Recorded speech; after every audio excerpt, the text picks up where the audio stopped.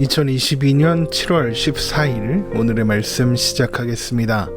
오늘 나눌 말씀은 요한계시록 7장 9절에서 14절 말씀입니다. 이일 후에 내가 보니 각 나라와 족속과 백성과 방언에서 아무도 능히 셀 수 없는 큰 무리가 나와 흰옷을 입고 손에 종려가지를 들고 보좌 앞과 어린 양 앞에 서서 큰 소리로 외쳐 이르되 구원하심이 보좌에 앉으신 우리 하나님과 어린 양에게 있도다 하니 모든 천사가 보좌와 장로들과 내 생물의 주위에 서 있다가 보좌 앞에 엎드려 얼굴을 대고 하나님께 경배하여 이르되 아멘. 찬송과 영광과 지혜와 감사와 존귀와 권능과 힘이 우리 하나님께 세세토록 있을지어다. 아멘 하더라. 장로 중 하나가 응답하여 나에게 이르되 이 흰옷 입은 자들이 누구며 또 어디서 왔느냐. 내가 말하기를 내 주여 당신이 아시나이다 하니 그가 나에게 이르되 이는 큰 환난에서 나오는 자들인데 어린 양의 피에 그 옷을 씻어 희게 하였느니라. 아멘. 요한계시록 7장은 하나님의 진노의 날에 누가 능히 설 수 있겠냐는 질문에 그날에 능히 설 자들이 있으니 그들은 곧 하나님의 인침을 받은 14만 4천이라는 대답으로 시작되었습니다. 그리고 나서 요한은 각 나라와 족속과 백성과 방언에서 아무도 능히 셀 수 없는 큰 무리가 흰옷을 입고 나와 손에 종려가지를 들고 보좌와 어린 양 앞에 선 것을 보게 됩니다. 요한계시록 7장 9절입니다. 이후에 내가 보니 각 나라와 족속과 백성과 방언에서 아무도 능히 셀 수 없는 큰 무리가 나와 흰옷을 입고 손에 종려가지를 들고 보좌 앞과 어린 양 앞에 서서. 그러면 이 사람들 각 나라와 족속과 백성과 방언에서 흰옷을 입고 나온 아무도 능히 셀 수 없는 큰 무리는 누구를 가리키는 걸까요? 그들은 요한계시록 6장에서 하나님께로부터 흰 두루마기를 받은 사람들입니다. 그런데 그들은 하나님의 말씀과 그들이 가진 증거로 말미암아 죽임을 당한 자들이었죠. 요한계시록 6장 9절에서 11절 말씀입니다. 다섯째 인을 떼실 때에 내가 보니 하나님의 말씀과 그들이 가진 증거로 말미암아 죽임을 당한 영혼들이 제단 아래에 있어 큰 소리로 불러 이르되 거룩하고 참되신 대주제여 땅에 거하는 자들을 심판하여 우리 피를 갚아주지 아니하시기를 어느 때까지 하시려 하나이까 하니 각각 그들에게 흰 두루마기를 주시며 이르시되 아직 잠시 동안 쉬되 그들의 동무 종들과 형제들도 자기처럼 죽임을 당하여 그 수가 차기까지 하라 하시더라. 마찬가지로 요한계시록 7장 13절과 14절을 보면 이 흰옷 입은 자들에 관하여 그들은 큰 환난에서 나오는 자들로 어린 양의 피에 그 옷을 씻어 희게 한 사람들이다 라고 설명하고 있죠. 요한계시록 7장 13절에서 14절입니다. 장로 중 하나가 응답하여 나에게 이르되 이 흰옷 입은 자들이 누구며 또 어디서 왔느냐. 내가 말하기를 내 주여 당신이 아시나이다 하니 그가 나에게 이르되 이는 큰 환난에서 나오는 자들인데 어린 양의 피에 그 옷을 씻어 희게 하였느니라. 큰 환난이 바로 하나님의 말씀과 그들이 가진 증거로 말미암아 죽임을 당하는 것입니다. 그리고 하나님의 말씀과 그들이 가진 증거로 말미암아 죽임을 당한다는 것은 육신이 죽임을 당하여 순교하는 것뿐만 아니라 그리스도인으로서 마지막 때를 살아가는 것 자체를 의미한다고 했었죠. 그러니까 여기에 흰옷을 입은 자들은 어린 양 예수님의 피로 말미암아 속죄함을 받고 구속함을 받은 모든 자들, 곧 우리 신자들을 가리키는 것입니다. 이사야 11장 10절에서 12절 말씀입니다. 그날에 이새의 뿌리에서 한 싹이 나서 만민의 기치로 설 것이요 열방이 그에게로 돌아오리니 그가 거한 곳이 영화로우리라. 그날에 주께서 다시 그의 손을 펴사 그의 남은 백성을 아수르와 애굽과 바드로스와 구스와 엘람과 시날과 하맛과 바다 섬들에서 돌아오게 하실 것이라. 여호와께서 열방을 향하여 기치를 세우시고 이스라엘의 쫓긴 자들을 모으시며 땅 사방에서 유다의 흩어진 자들을 모으시리니. 이새의 뿌리에서 나온 한 싹이 만민의 기치로 서는 날 어떤 일이 일어난다고 했습니까? 하나님께서 열방으로부터 하나님의 백성들을 모으실 것이다 라고 했습니다. 그러면 이새의 뿌리에서 나온 싹이 누구입니까? 바로 예수님이죠. 요한계시록 5장 5절 말씀입니다.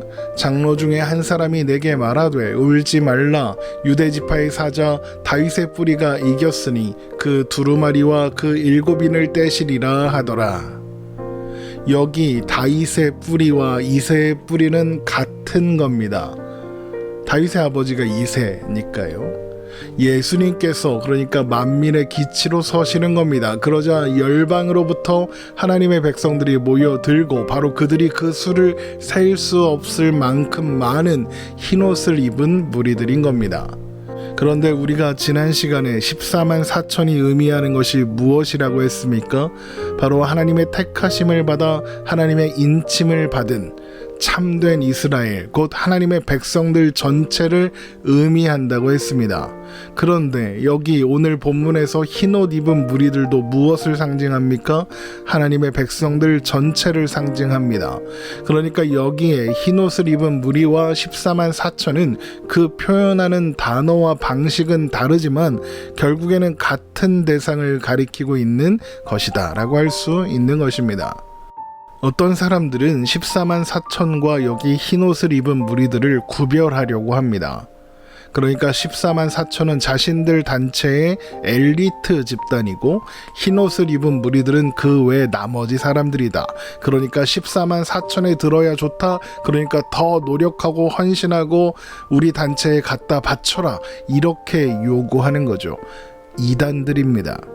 이런 주장은 성경적으로 역사적으로도 옳지 않습니다.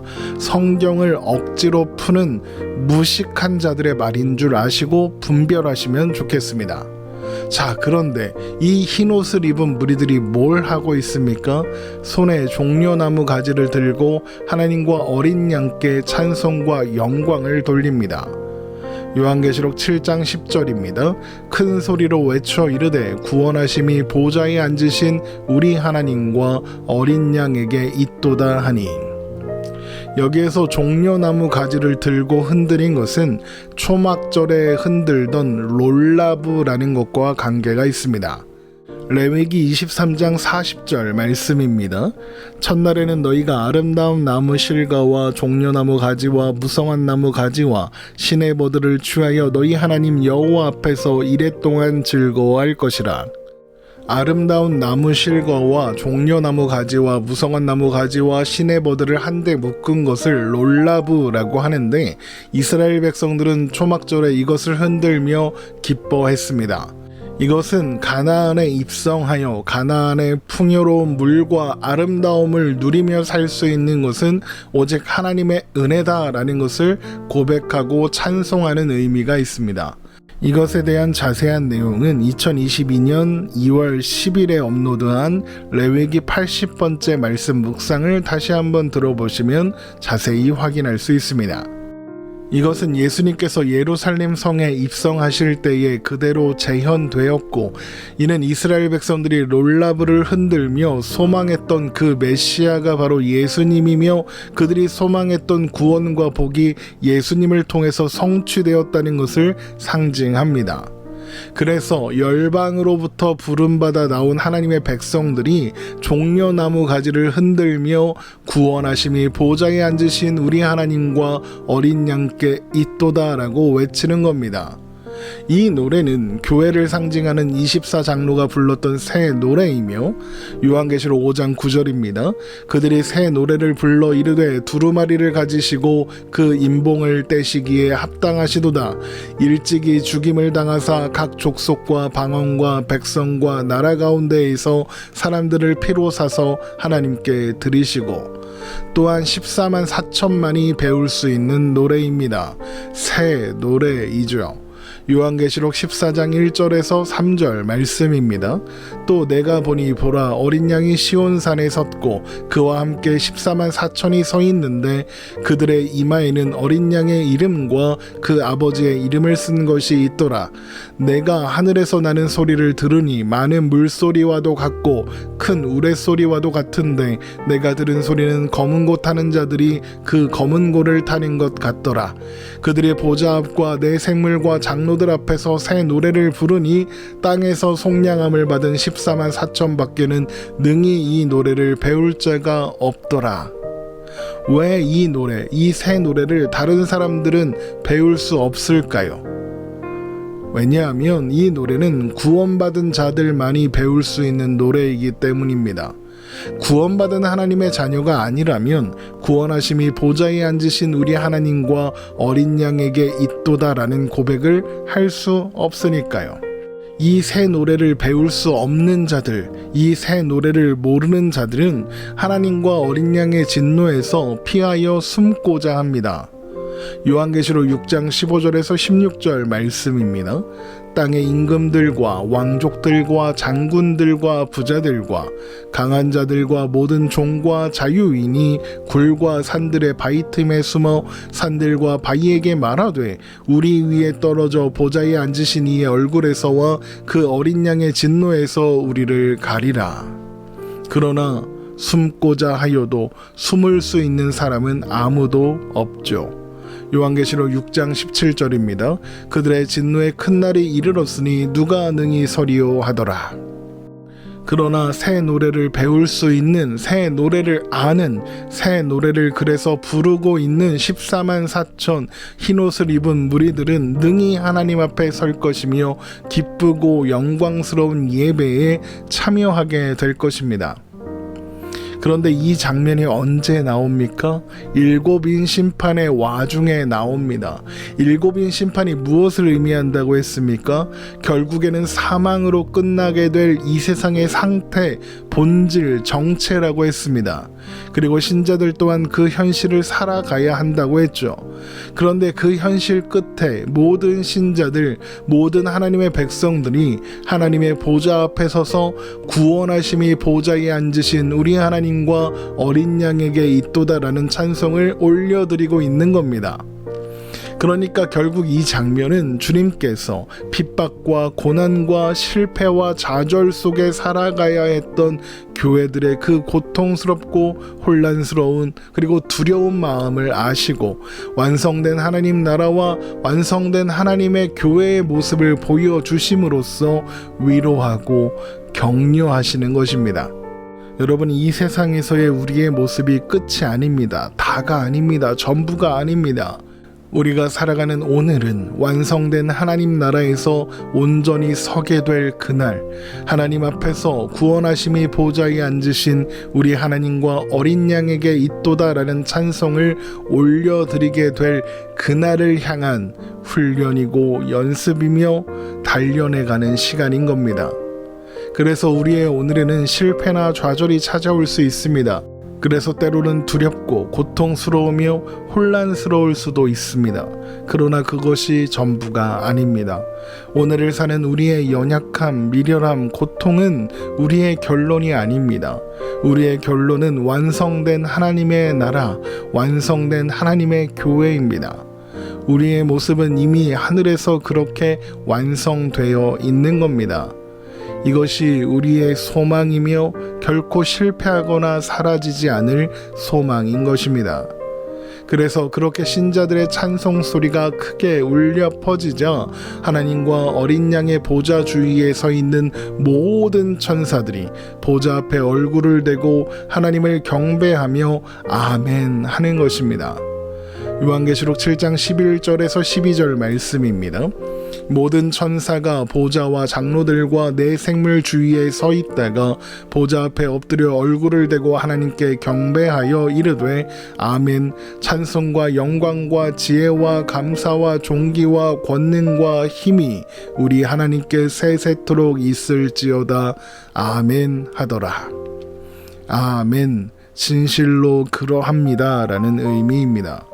모든 천사들이 하나님께서 하나님 나라를 시작하시고 하나님의 백성으로 그 나라를 채우시는 일에 대하여, 그리고 그 일을 반드시 완성하실 것이라는 사실에 대하여 아멘 하고 있는 것입니다. 여러분, 또한 이것은 우리의 고백이기도 합니다. 그것을 잊지 말아야 하겠습니다. 반드시 속히 완성될 하나님 나라를 소망하는 우리가 되기를 주님의 이름으로 축원합니다. 오늘 말씀 이렇게 마치겠습니다. 주님과 함께 사는 오늘이 행복한 우리가 되기를 주님의 이름으로 축원합니다.